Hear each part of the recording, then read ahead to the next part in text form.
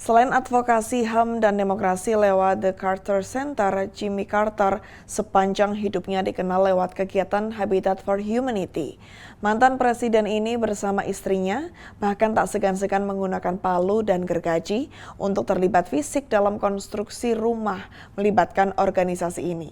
Dan berikut laporan selengkapnya oleh Nova Purwadi, jurnalis VOA.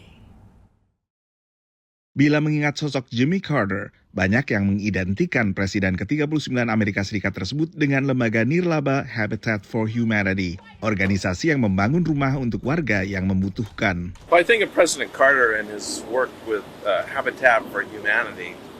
There's a number of Habitat for Humanity housing near where I live. You're in public service, you're here to serve people. So that's the most important quality. And leading by example. You know, he had Bible study, he did Habitat for Humanity.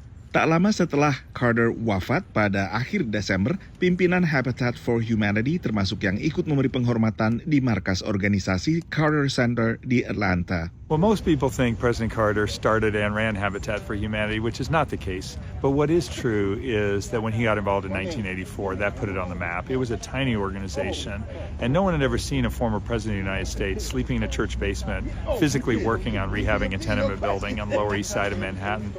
Everywhere he went, he raised up volunteers and supporters and advocates for the cause of affordable housing. And so it's really hard to separate Habitat and President Carter in terms of the depth of impact he and Mrs. Carter had. Dalam wawancara tahun 2015 dengan kantor berita Associated Press, Jimmy Carter menjelaskan alasannya aktif dalam organisasi ini. My whole public life has been devoted to keeping the peace and promoting human rights. And I think a basic human right of a human being is to have a decent place in which to live.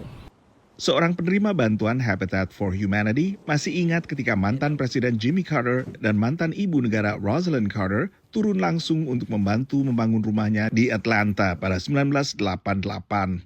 He was just like everybody else out here working, and she were too. They built my back porch, him and her, and we was out there just talking, and he was building me and her and him. He was cutting the wood and everything, you know. Sally Mae ikut sedih begitu mendengar kabar wafatnya Carter. If it wasn't for Jimmy Carter, I would still be going from apartment to apartment. He put me in this house, and I'm planning on staying here until they take me out of it.